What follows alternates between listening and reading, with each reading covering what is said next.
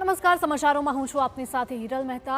સમાચાર વડોદરાના માંજલપુરમાંથી કે જ્યાં પેટા ચૂંટણીનું આજે પરિણામ આવવાનું છે। મતગણતરી ચાલુ થઈ ગઈ છે વહેલી સવારથી જ। પ્રથમ 3 રાઉન્ડમાં ભાજપના ઉમેદવાર આગળ છે। ભાજપના સતીશ પટેલને ત્રીજા રાઉન્ડમાં મળ્યા 3058 મત। ત્રીજા રાઉન્ડ અંતે સતીશ પટેલ 5910 મતથી આગળ છે। કોંગ્રેસના ભીખા રબારીને ત્રીજા રાઉન્ડમાં મળ્યા છે 667 મત। ત્રીજા રાઉન્ડના મતે કોંગ્રેસને કુલ 3435 મત મળ્યા છે। ત્રીજા રાઉન્ડના અંતે નોટામાં પડ્યા છે કુલ 361 મત।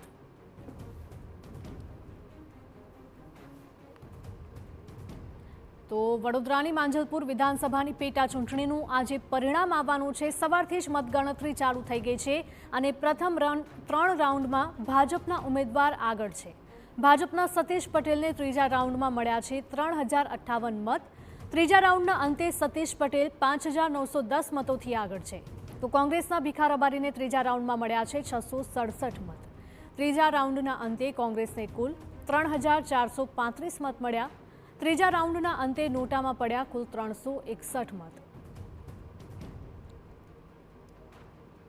તો વડોદરાના માંજલપુરમાંથી આ સમાચાર। સૌની નજર માંજલપુર પર છે કારણ કે આજે પેટા ચૂંટણીનું પરિણામ આવવાનું છે અને સવારથી જ મતગણતરી પણ શરૂ કરવામાં આવી, પરંતુ જ્યારે મતદાન હતું ત્યારે થોડુંક મતદાન ઢીલું રહ્યું કારણ કે ફક્ત 37% જ મતદાન થયું હતું અને તેના કારણે આ બેઠક ચર્ચાનો વિષય પણ રહી હતી।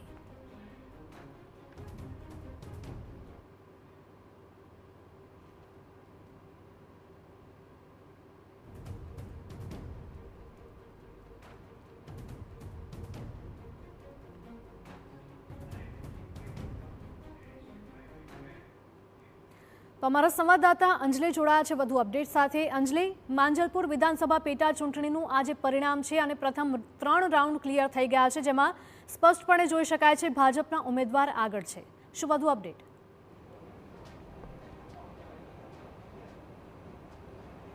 હા, બિલકુલ। જે રીતે 19 રાઉન્ડમાં આ મતગણતરી થવાની છે, કુલ 260 કેન્દ્ર પર મતદાન થયું હતું। મતદાનના દિવસે પણ હાઈ વોલ્ટેજ ડ્રામા જોવા મળ્યો હતો। આ તમામની વચ્ચે 37% મતદાન। આજે આ તમામ જે મતદાન છે તે મતપેટીઓ ખુલી રહી છે।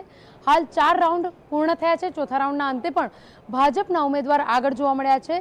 જે રીતે નોટામાં ચોથા રાઉન્ડના અંતે 103 મત પડ્યા છે, તો કોંગ્રેસના ઉમેદવારના 1133 અને ભાજપના ઉમેદવારને 3500થી વધારે મત ચોથા રાઉન્ડમાં મળ્યા છે। એટલે કુલ 7000 મત જે ચોથા રાઉન્ડના અંતે ખોલવામાં આવ્યા છે।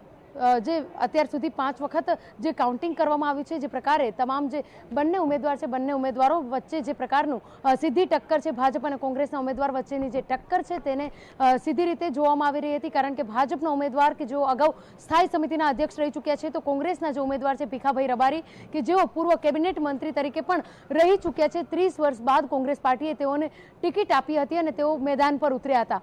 જે રીતે કોંગ્રેસ દ્વારા ભાજપે જે સ્માર્ટ સિટીના નામ પર કરેલા કાર્યો અને તે કાર્યોને લઈને આક્ષેપો સાથે કોંગ્રેસ મેદાને ઉતરી હતી, તો ભાજપ યોગેશ પટેલે કરેલા જે તમામ કામો છે તેને લઈને મેદાને ઉતરી હતી। ભાજપે જે મતદાન પહેલા પ્રચાર માટે પ્રદેશથી લઈ કેન્દ્રથી લઈ તમામ જે ટીમો છે તેને ઉતારી હતી।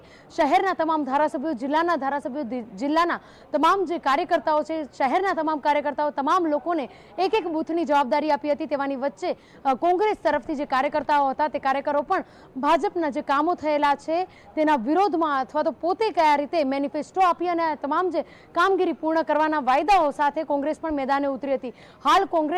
હાલના જે રુઝાન આવી રહ્યા છે તે પ્રમાણે કોંગ્રેસ પાછળ ચાલી રહી છે અને ભાજપ છે તે 6000 કરતાં પણ વધારે મતોથી લીડ લઈ રહી છે। હજુ 4 રાઉન્ડ પૂર્ણ થયા છે। કુલ 19 રાઉન્ડમાં આ તમામ જે મતો છે તેની ગણતરી થવાની છે, એટલે ગણતરીના કલાકોમાં આજે મતગણતરી છે તે પૂર્ણ થશે।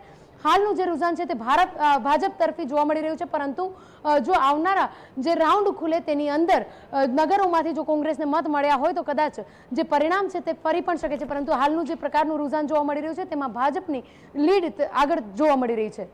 બિલકુલ અંજલિ, માહિતી બદલ આપનો આભાર। તો સ્પષ્ટપણે ભાજપ આગળ હોય તેવું હાલમાં જોવા મળી રહ્યું છે, પરંતુ હજુ પણ બીજા રાઉન્ડની મતગણતરી ચાલુ છે અને આવનારા સમયમાં પરિણામ સામે આવશે। વડોદરાની માંજલપુર વિધાનસભા પેટા ચૂંટણીનું આજે પરિણામ આવવાનું છે અને સૌની નજર તેના ઉપર છે। તો આ મતગણતરીના 4 રાઉન્ડ પૂર્ણ થઈ ચૂક્યા છે અને ચોથા રાઉન્ડના અંતમાં એવું સામે આવી રહ્યું છે કે ભારતીય જનતા પાર્ટીના ઉમેદવાર આગળ છે।